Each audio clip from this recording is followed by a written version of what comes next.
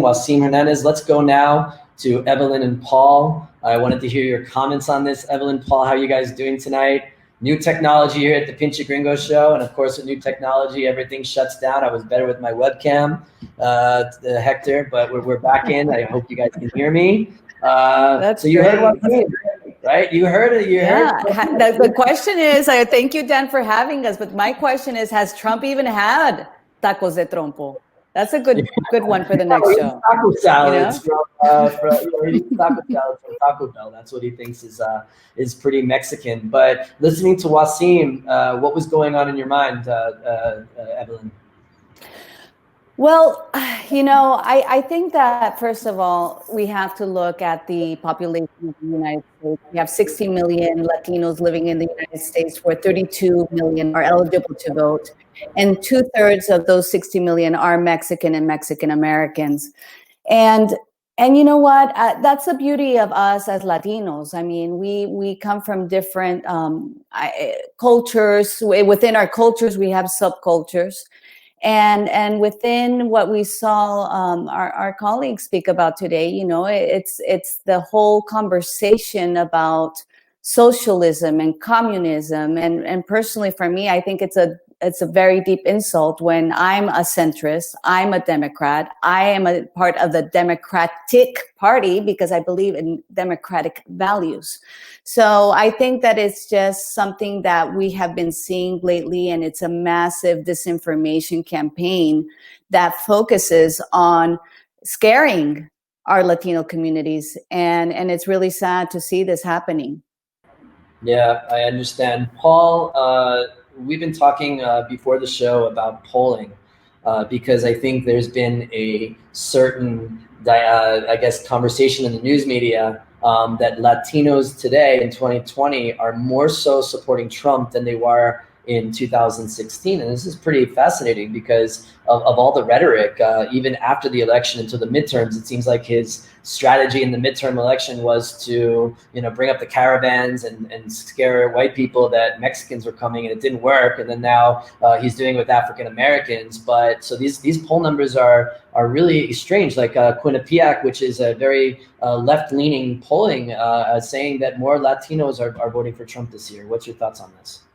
Yeah, I mean, I think the polls are they're right now they're kind of in this realm kind of all over the place.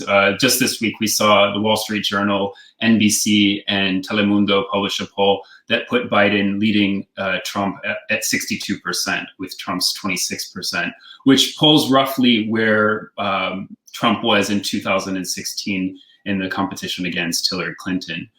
Still, there are 12% of Latinos in this country are undecided. In the 2016 contest, that 12% sided with the Democratic Party. So I'm not really sure there's much cause for concern in this regard.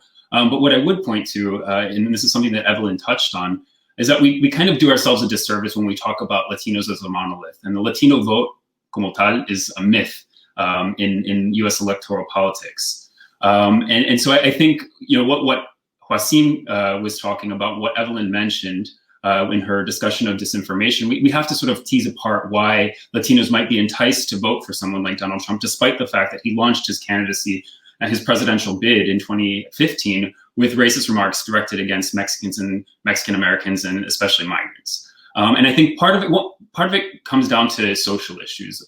A lot of Latino voters, or a lot of immigrants from Latin America who live in the United States, they tend to be very religious, evangelical, and Catholic. And for many of them, conservative positions on social issues may prove to be a more consequential voting criteria. Another aspect of this is that Quinnipiac also found in a poll earlier this month that only 1 in 4 Hispanic people in the United States identifies as a person of color. That sounds shocking to the casual observer of that poll. But what I think it points to is that Donald Trump's xenophobia and racism may not necessarily be as big a voting issue for Latinos as other things like class grievances. And I think what we've seen, spaces where Democrats have had the most traction among Latinos have been when their campaigns have revolved around things like healthcare, employment, and student debt.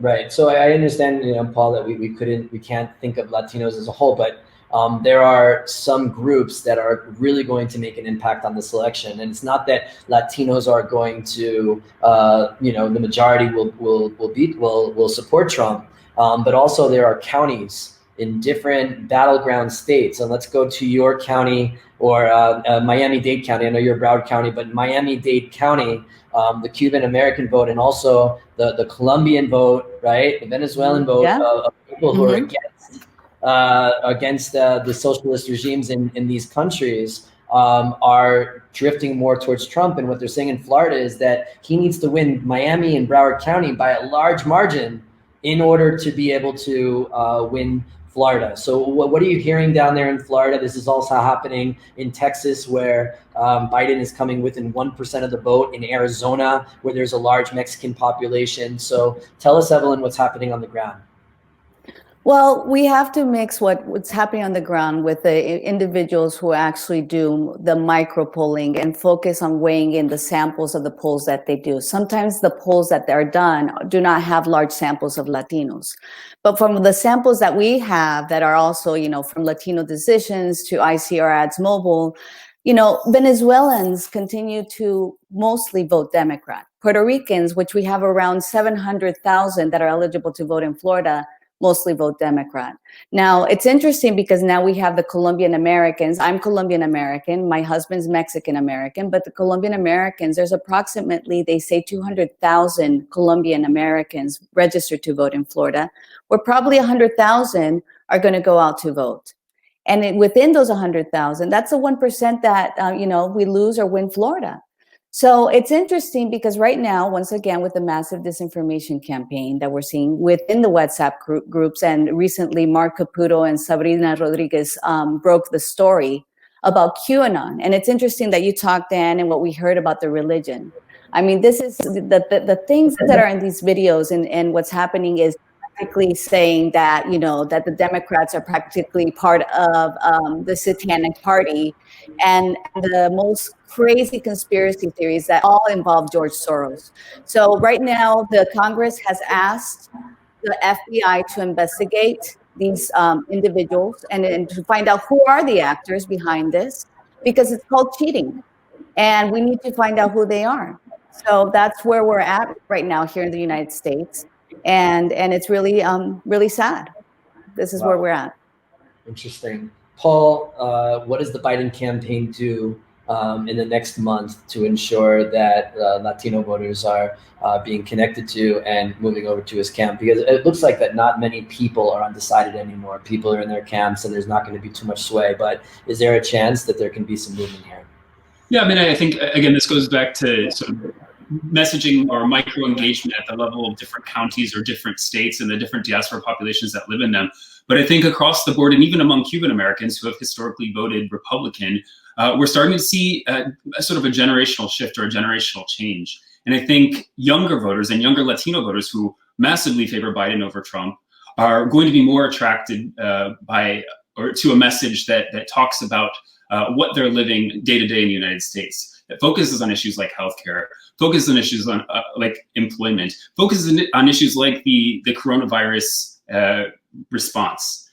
These are going to be the major voting issues, and then to the extent that the Biden camp can bring people in along those lines, I think that will be the most successful strategy for the Democrats going forward.